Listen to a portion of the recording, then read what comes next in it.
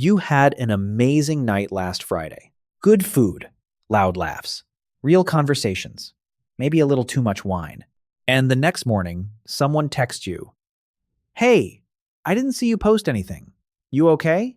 That's it. That's the whole thing right there. Not, "Did you have fun?" Not, "Tell me about it." Just, "Why didn't you post?" Here's what's wild. You did have fun. Probably more fun than the people who spent half the night getting the lighting right for their stories. But somehow, in 2024, silence reads as suspicious.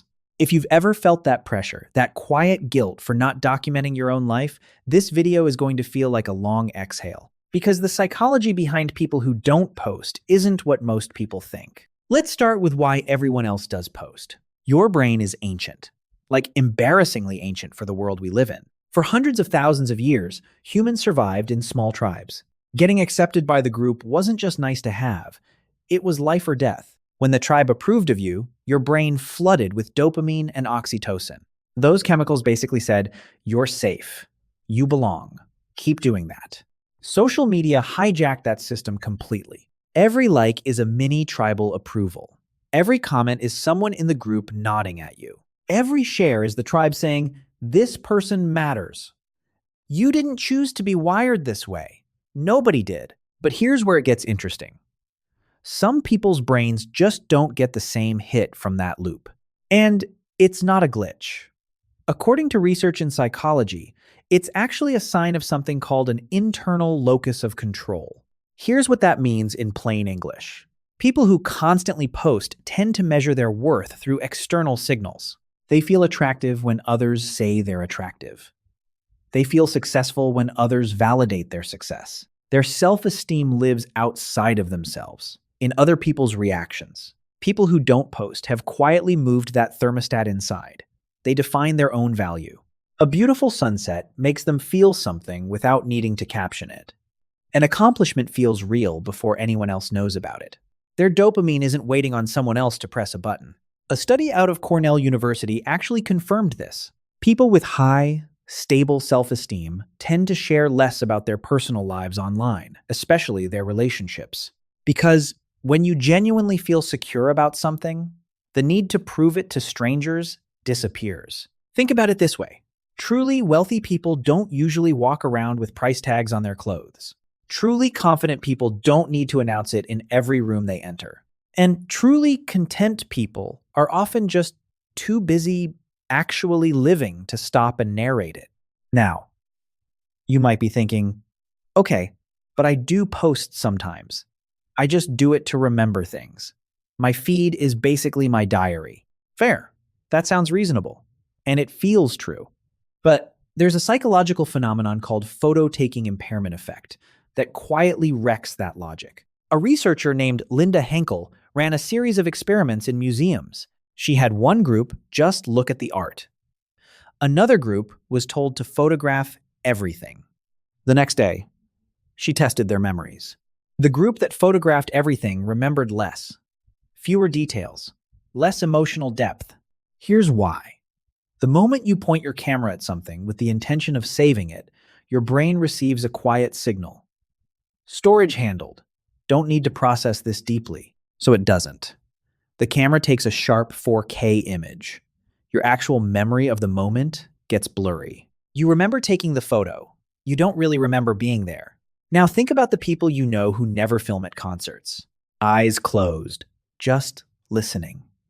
They're not being weird or pretentious. Their brain is fully processing the bass in their chest, the energy of the crowd, the smell of the venue. Those details get encoded into memory at a completely different level than anything your phone can capture. People who don't post aren't missing out on preserving their lives. They're just storing everything in a place no algorithm can access. There's another layer to this that most people don't talk about. It's about freedom. The philosopher Jeremy Bentham once designed a theoretical prison called the Panopticon. Circular structure. One guard tower in the center. The prisoners could never tell if they were being watched or not. So they started policing themselves constantly, acting like the guard was always there, even when he wasn't. Social media is a panopticon you carry in your pocket. When you live online, you start editing yourself before you even do anything. You choose a restaurant partly based on how it photographs. You word your opinion a little more carefully in case it gets screenshotted. You clean one corner of your room because that's your video call background now. You become your own guard. People who step back from posting escape that loop. They wear the comfortable, ugly sweater on Tuesday. They fail at something without worrying it'll get dug up later. They develop weird niche interests without building a brand around it first. They get to be a full, messy, evolving human being in private. And here's a shift happening right now that most people haven't noticed. 10 years ago, having a massive following felt like power. Now, any teenager can go viral on a random Tuesday. Fame became cheap. And quietly, the people with real influence, serious thinkers, legacy wealth, actual decision makers are becoming more private, not less. There's a phrase worth sitting with. If you're not paying for the product, you are the product. Every photo, every check-in, every status update is behavioral data. It's being studied, packaged, and sold to advertisers. People who don't post have opted out of that transaction, maybe without even fully realizing it. Their private moments stay private. Their joy doesn't get diluted by broadcasting it to 800 casual contacts. There's a reason a secret loses power the moment it's shared too widely. Some things are just worth keeping. But let's get honest about the fear underneath all of this. Because the real reason most people can't stop posting isn't vanity. It's something a lot more vulnerable than that. It's the fear of being forgotten. Psychologists call it FOMO, fear of missing out. But underneath FOMO is something even more fundamental. If I stop showing up online, will people forget I exist? If I go quiet, will I be left out? That's not vanity talking. That's an anxious attachment pattern. It's the same thing that makes a kid act out for attention when they're scared of being overlooked. The posting becomes a way of saying, I'm still here. Don't forget me. People who don't post have quietly made a shift that takes most people years. They moved from FOMO to JOMO, the joy of missing out.